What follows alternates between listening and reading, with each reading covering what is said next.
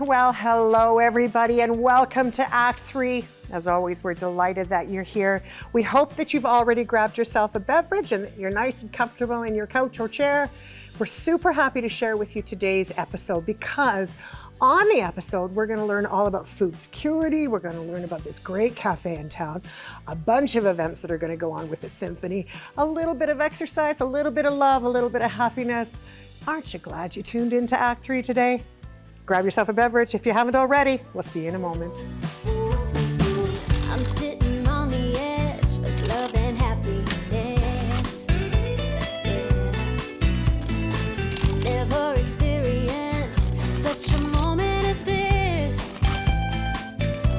So if you got that good feeling in your body and you want to bring this moment to life, come with me, we'll hit the town. Let's go right now and live the life. I just want to shine like the sky up like a sunset, living with no regrets. I just want to shine. Hi, I'm Elspeth Erickson. Welcome to Act 3. And I'm here with our first guest, Margo Holmes, who is the Executive Director of the Vancouver Island Symphony. Welcome, Margo. Thank you so much. Delighted to be here. It's wonderful to have you here. So, what a wonderful thing that we have a full symphony here in Nanaimo. Can you tell us really briefly a little bit about the symphony? Sure. It's our 30th anniversary. So that's Fantastic. It's not a little organization anymore. It's No. a large arts organization. And so this year, celebrating 30 years, and we have our final concert coming up next month. Final concert of the season. That is exciting. Well, we're going to get up into that in a moment, and we definitely want to learn more about it. But I think just for folk who maybe don't know about the symphony, where does it normally play? We play at the Port Theatre for our season, taking place from October through April. Wow. And then we also have a summer series that takes place really through all of central Vancouver Island, from Comox all the way to Cobble Hill. That's exciting. Yeah. What an opportunity for all of us to be involved in the wonderful world of music.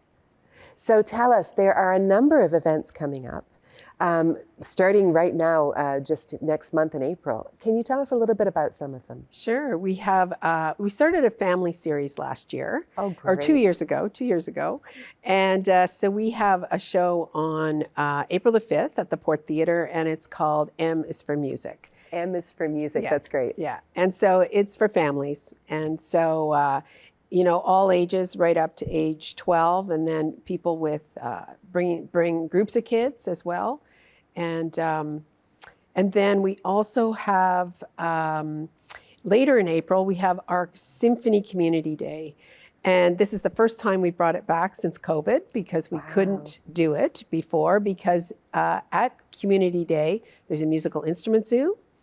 And all the kids try all the instruments of the orchestra. So a musical instrument zoo, you called it. Yeah. That's fantastic. And Yeah. kids can actually go up and touch the instruments. They actually play the instruments. Wow. They learn how to play the instrument, for a very short period of Yeah. time. And they need to be ages 6 and up just because the instruments are a certain size. Yeah, of course. So they can try all the instruments. They have a little passport that they get signed by each of the musicians as they go from place to place. That's fantastic. So do you ever, scout new talent as the kids try the instruments? Well, sometimes you do know that somebody should play a wind instrument because they got really big sound and lots of air going through it. But really, it's actually an opportunity for the kids to see what instrument they like best. Absolutely. Yeah. That's fantastic. That must be so exciting. And are the musicians a little bit nervous having the kids touch their instruments? No, because they're not touching their instruments. They're touching instruments that we rent. Oh, So, fantastic. Yeah. Okay. Yeah. That was a little secret. So that same day, you said it was April 26th, but it's also the final concert of the season. Can you tell It us is. just a little bit about that? Sure. It's actually our concert master, Calvin Dick. He's been here for 25 years. It's his final concert with us. Oh my goodness, how emotional. So it will be emotional, Yeah. but it will also be an opportunity to hear Calvin. He's going to play a few solos. Wonderful. And also we're playing Beethoven's Sixth Symphony that day. Oh, that's fantastic. So that's a moment that our listeners definitely want to want to put in their calendars and see if they can Absolutely. get a ticket. I think I'm Yes. going to try to get one after this show. So there's a few more things, and we can't talk about all of them, but just tell us about one more. You were talking about the kids choir, and that sounded so exciting. Sure. We have a kids choir. It's called the Noteworthy Kids Choir. And in May and June this year, we're just doing a short little stint of 8 weeks, and then they'll participate in a concert at the Port Theatre. That's fantastic. Oh, that's really exciting as well. And I know, because we talked about it earlier, that there's a couple more events, including the summer series. So I think we're going to have on the screen the website of the Symphony. Is that where people can go to get more information? Yeah, that's the best place. That's fantastic. Margo, what a treat to have you here. And I think all of us really want to go hear some music now. So thank you very much for sharing with us. Oh, my and for pleasure. coming on the show. My pleasure. Over to you, Dean. Thanks, Elizabeth. Today, my guest is Dustin King, who's doing quite an extraordinary thing for the community. Hi, Dustin. Hey, Dean, how's it going? Good, how are you? I'm doing fantastic. Good, so you're creating this amazing event. Can you tell us about that? Yeah, so we're doing Nanaimo's Community Wellness Park. We have 3 event days set for the summer so far, so May 3rd, May 10th, and May 31st. So right now our whole goal is to provide a by donation or free for all ages outdoor community wellness park. So essentially we're going to have a spiritual and mental wellness zone, we'll have a physical activity zone, a vitality bar, there'll be a kids zone, senior zone. So pretty much we're going to be taking over Maffeo Sutton Park on a Saturday all day long. You can come by for the farmers market if you want to. You can come by and get food that's already prepared by some of the food trucks we'll invite out. And then you can come just hang out, play sports with kids, or just come hang out and do some shopping. But yeah, it's Nanaimo's Community Wellness Park, and we've got 3 event days so far. That's amazing. Yeah. I understand you're partnering with Volunteer Nanaimo. Absolutely. Tell me about that. Yeah, so they're our community partner. So working with the charity is an amazing opportunity for us to look at different funding goals that we can get together. Also, when we get corporate sponsors for the event as well, when they donate, they can get a charitable tax receipt as well. So we're also having corporate sponsorship packages that are going out too. So rather than collecting it as a sole proprietor, if we put it through a charity, then we can give them a proper charitable tax receipt. So we're partnering up so that they can help with all the volunteers at the event, as well as just lots of different logistics that get a lot easier when you're a not-for-profit as well. So That's great. So if I wanted to be involved with this project, how would I get a hold of you, or would I go through Volunteer Nanaimo? yeah, so Volunteer Nanaimo would be a great contact. They'll be looking after the volunteers for the event. You can also send me an email, Dustin@nanaimopersonaltraining.ca works as well. You can also head to our website, which I'm sure you'll probably be able to see on the screen there too. Or find us on Instagram, Coach Dustin King. Lots of different ways, but if you search up the name, you'll be able to find us. So That's great. So it's, let's have that website again. It's NanaimoPersonalTraining.ca. NanaimoPersonalTraining.ca. Yeah. So this is quite an amazing endeavor. Not everybody wakes up every day and wants to create a wellness fair for all ages in a park, right? Can you share with us how you decided that this is something you wanted to do, or where does this passion come from? Yeah, I think I've been seeing a lot of young adults and youth struggling with mental health. I've lost a lot of friends due to mental health in the last few years as well. So it really stemmed from that. I was just outdoors training one day, and I looked around me and I realized that I had set up a gym for myself. And I realized, well, what's stopping me from just going down to Maffeo Sutton Park and just setting up equipment for everybody else too? And then last summer I ran the event 16 times. It was a really small version of what I'm doing this year. I was just kind of flying by the seat of my pants. And 16 times is a small version of what you're doing this year? Yeah, Okay. yeah, 3 hours twice a week. So anyway, so it was a lot of fun. We were running it Tuesdays and Thursdays, and then eventually just Thursdays last summer. But we had around 250 people or so over the course of all those 16 events. So it was a pretty small turnout each time. But I'm hopeful to get in the thousands this year. We've got an advertisement in the City of Nanaimo Activity Guide. Hopefully this is going to go a long way in helping other people know about it as well. But we've got 3 event days, and the biggest one's going to be on May 31st, because an event this size is certainly going to have some learning curves for the first 2 times we run it, on the 3rd and the 10th. So May 31st, I would say, is going to be the big event. If you had to come to one, that would be definitely the one. Well, big event indeed. I mean, this is a colossal undertaking. Perhaps you could share with me what you're looking for to make this event successful. How can the Nanaimo community step up and make this a better event? Sure. Yeah. So like volunteers would be absolutely amazing for us, whether that's through Volunteer Nanaimo or through Nanaimo Personal Training. The other thing we're looking for is funding as well. So whether you're a private person that just wants to give back, or if you have a connection to a company, say for example, a credit union or a bank that has a little bit extra community funding, that would be amazing.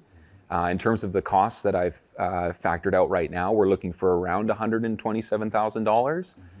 If we don't get quite that much, it just means that we're not going to have the signage that we want. We may not get as many tents as we want. So any funding that we can get will go immediately towards making the event even more awesome and creating even more amazing signage and opportunities for kids. But yeah, we're searching for funding, volunteers, and just general support. The more people know about it, and even just showing up. If you buy stuff at the wellness park or you show up at the wellness park, that'd be amazing for support too. Well, thank you so much for coming on the show today. I really appreciate it. If you're watching the show, again, reach out to Volunteer Nanaimo or Dustin King at nanaimopersonaltraining.ca, and let's help Dustin make our community well. Over to you, Kathy. Thanks so much, Dean. That was fantastic. And Dustin, what a wonderful job that you do in our community. So grateful for all of it. And now with me is Judy Stafford, and she's with Cowichan Green Community. Hey, how are you doing, my friend? I'm doing really well, thank you. It's so good to see you, and I love your organization so much. How about you tell our viewers really what is it you do and why Cowichan Green is so important in our community? So Cowichan Green Community is 21 years old now. Yay. And we focus on everything food, from teaching children in our camp how to grow food and water tomatoes, and that French fries are actually potatoes grown in the ground, all the way up to policy. We work with government around getting chickens legalized in backyards and advocating for, you know, food charters and food visions. And yeah, we cover everything from little to old. Well, one of my favorite programs that you offer is with the youth, and you're in a park with a pizza oven, and you're really trying to get the community engaged and understanding about the strife that some young people are experiencing. How about you tell us just a wee bit about that program before we move on to some of the other cool stuff? So it's called the Cob Oven Project, and it is in a park in Duncan. And the pizza oven is about 15 years old, and it has been used over the time for different events. But 3 years ago, we entered into a contract with the city, and we're going to expand this year actually to 2 days a week, where we entice all the youth that are just hanging out. Some are street entrenched, some are homeless, some are just very vulnerable and just seeking a place to hang out. And we entice them with the yummy Cob Oven pizza. Yeah. And then we subtly bring resources to them. We have Work BC that'll drop by. We've had some of the youth that have gotten jobs or training. We have two that are now firefighters for the wildfires. Wow. So we just kind of subtly bring in all the resources that are available to them while giving them pizza. Well, and it's such a good way to get, especially for street entrenched youth, right, to see that they are supported in community. But you've got some other big growth happening too. We were talking just a few moments ago about your new kitchen coming, or an expansion of your services. Share that with us, will you? Sure. So we received funding from the Ministry of Agriculture back in 2019. So this has been 6 years of a vision to build a 4,800 square foot warehouse on our farm that's also downtown Duncan. Wow. And it will have a 2,200 square foot fully equipped processing commercial kitchen, a warehouse space and office space and training facility. And that will be available for young emerging farmers or any food processors, people that are, maybe they're just even growing food in their backyard, but they want to learn how to make jam or sell at the market. You have to be able to process in a certified kitchen. So you can come and rent it for an hour, a day, a weekend, so that all of the products that you are processing are, you know, legal, and you can then turn around and sell them. Well, and I love that, because we all want home cooking, right? We all want homemade jam, and especially now we're trying to be uber local and take care of things that are happening within our community straight away. You also have a wonderful little store that's just below your actual building. Tell us about the little store. So it was a vision that we've had for quite some time. We officially opened our store in 2018. And the idea is that it looks like a grocery store. It's a beautiful little spot downtown Duncan where anyone can shop. But we also provide a lot of services to folks that are food insecure and need just a little extra help. We do have a long wait list, but we do have an application process. If you need some support, you come in, you get free groceries. You walk in, you shop, you can choose whatever you want, and then at the till, you just check out. No one knows you're on a program, and then you go on your merry way. It's the warmest feeling to have some real good community work that's being done in such a way that we can all really benefit and we can help others. So people who want to shop in your store, though, they don't have to be on a program. They can just shop in the store, No, we need the people to buy the $7 mustard. Come buy the mustard. Yeah, we have lots of local artisans sell their things. We have local eggs, local sausages, local cookies, baked goods. So we want people to come and shop there normally and spend as much money as they can, and all the proceeds from those shoppers go back into helping support the folks that need a little extra help. Judy, it was so wonderful having you on the show today. Thanks so much for being here with us. And now I'm going to turn it over to Teresa. You're up. Thank you, Kathy. What a great community initiative. I am so pleased to be here today with Angie Willett. She's the general manager of Nurse Next Door. Welcome, Angie. Thank you for having me. So Nurse Next Door, I think we might know a little bit about it, but it's home care support, correct? It is. It's a private care company, and it's been around this area for 17 years now. Oh, that's great. Yeah. I know that often when you're a senior, your spouse, you might notice, is having a little bit of decline, or if you're a child that has elderly parents, what kind of signs should they look out for to kind of indicate that maybe more care and support is needed? It could be as simple as coming home and noticing your parents or your spouse's bills or letters are sitting unopened on the counter. The fridge has food spoilage. Their bathing has declined and they're not having as clean as they used to be. So some things like that will change as they forget, and that's some early signs for spouses or children to see in their families. Yeah, and it's really good to kind of take note a little bit as people do get older. You're going to be at the Wellness Expo on March 22nd at Beban Park. That is correct. And people can stop by and talk to you and find out a little bit more about your services. Yeah, there'll be myself and hopefully another one of our staff with us, and we'll talk any questions people have. We'll have brochures, we'll have a little something for someone that stops by, and we can answer any questions and help people find solutions to what's going on and set them up if we can. It's so important to get support to seniors. And it's so important for seniors to stay in their homes as long as possible. It is. Nurse Next Door believes in their philosophy of happier aging. The more you stay home, the happier you are, and the more longevity, and you feel safe and secure because you're in your own environment. Yeah, and it's so good also to have someone come into the home, especially when the person is older, to do even a little bit of checking. Yeah, right? a little, just be there. Sometimes just companion.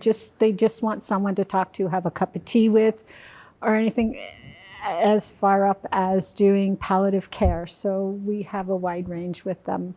And that's wonderful. And you have caregivers, obviously, who have different skill sets to help people in their homes. We do. We have a very wide variety of skill sets, from companion all the way up to RNs. So that's great. Well, thank you so much for speaking with me today, Angie, and talking about home care support for seniors. It's so important. And again, you're going to be at the Wellness Expo. It's on March 22nd. At the Beban Park Social Center. We have about 70 exhibitors. We've got health talks, door prizes. It's free to attend. So I hope people come out and visit you and the other vendors. Yes, it was. We've enjoyed it every time we've gone. So I'm looking forward to this year. Thank you so much, Angie. Thank you, Tracy. Kevin, I think you're up now. Take it on. Thank you very much, Teresa, and thank you to our viewers for joining us. I'm your host, Kevin Wagner. And I am joined with the general manager from COCO Café, which might be a familiar establishment for a lot of our viewers. His name is Marc Taschereau. Marc, thanks very much for joining us. Hey, Kevin, thanks for having me. I'm familiar with COCO Café. A lot of people are, but for our viewers that are not, tell us a bit about the cafe and kind of some of the unique things it has to offer in our community. Sure. Well, COCO Café has been sort of a hub in the Cedar community for almost 14 years now. And we're a very unique social enterprise. Our focus is providing socialization, employment, and training and development for people of varying abilities. Sure enough. And you see that when you go to a cafe, you'll see that your staff represent a wide, diverse group of people that, like you say, may be having developmental disabilities or what have you. Absolutely, yeah. 3/4 of our team are people of varying abilities, so it's a very dynamic, engaging environment. Absolutely. Yeah. And there's much more than just the cafe. You guys, I mean, the bricks and mortar of COCO Café, but you guys have endeavors beyond the walls of just that establishment. There's catering, there's a lot more to the cafe than what people see when they just come in the front door. Oh, absolutely. Look, we're famous for our catering as well. We've got some other projects coming down the pipeline too. We're throwing our hat in the ring for bagels. We're launching a West Coast bagel that's going to be unique to the West Coast here. And we're also preparing to launch a meal kit for people of varying abilities. Oh, sure enough. Yeah. You were talking about the bagel. The meal kit's very exciting. You were talking a bit about the bagel thing earlier. It's a combination of two worlds in your mind, I think you were saying. Absolutely. My family's from Quebec, and so a big Montreal bagel fan, but I have to admit I like the structure and the finish of a New York bagel. And so we've made a hybrid, and we're throwing our hat in the ring and saying, hey guys, come on, bring it on. Sure enough. Good deal. I look forward to that. Let's talk about the staff that you're talking about. People that they have various developmental disabilities. They make up a large part of your staff. That's kind of a theme, a mandate of the cafe. You talk about on the website. It talks about visibility in the community, empowerment. Talk a bit about some of the things that this brings to people in that situation. Well, absolutely. I mean, let's face it, when we talk about our community at large, 1 in 4 Canadians has a disability. Yeah. And when we talk about unhoused, 1 in 2 unhoused people has a disability. Mm-hmm. And so it's important that we provide avenues for them to augment, their income so that they can have a life. Yeah. And we've developed our own assessment, our own training and development programs that move people through various parts of that cafe depending on their abilities. But we're very focused and determined to let their abilities and their development determine their course. Yeah.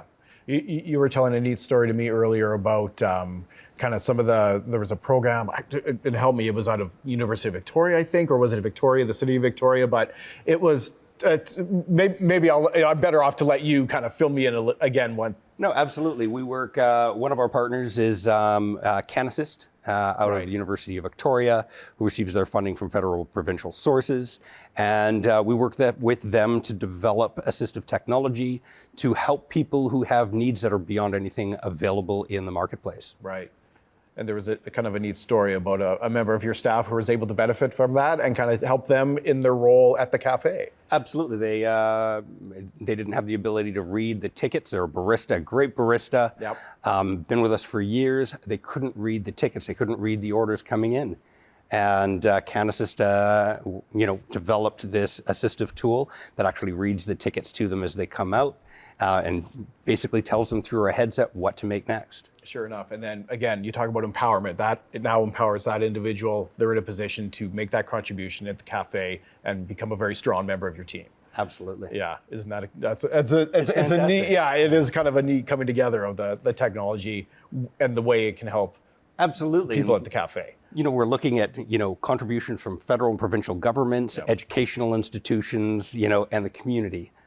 All coming together to solve a problem. Absolutely, and the community partners, they're many and varied. It seems you have a lot of contributions from throughout the community. You see a lot of support in the Central Island region, it sounds like. We are so lucky. We have great partners, community partners like Power to Give, Island Savings, Nanaimo Foundation, McNabb Farms. We're so lucky to have such a strong, willing community to get involved. Yeah, it was, you and I were chatting too. You watch tonight's show, for example. It's another shining example of the various organizations throughout the community that continue to help programs such as these. Absolutely. I mean, what a great way to reach it to the community and let everybody know what's going on. Right. When we talk about, again, your staff, you talk about training, employment, social connections in these employment opportunities as well. Like it's such a multifaceted benefit, it seems to me. Oh, absolutely. I mean, we all are rewarded by the work we do, our involvement in the community. So it's more than just a paycheck. It's more than just learning new skills. It's more than just, it's about feeling part of the community and actually engaging with the community at large. Absolutely. Yeah, and we all need that. Oh, entirely. And it just seems like yourself and COCO Café, you're really kind of raising the bar in terms of inclusion and inclusivity. So if people want to learn more about the cafe, some of the various programs, you talk about meal kits, bagels, all sorts of things coming our way, but just the cafe in general, where can they go to find more information? Well, on the web at cococafe.ca, you can find out everything we're doing. We're also on Facebook and Instagram. Okay. Absolutely. Or I suppose even more so, come pay a visit out in Come Cedar. pay a visit. We've got some fantastic food. We win lots of awards, and I'm pretty proud of what that team does. Absolutely.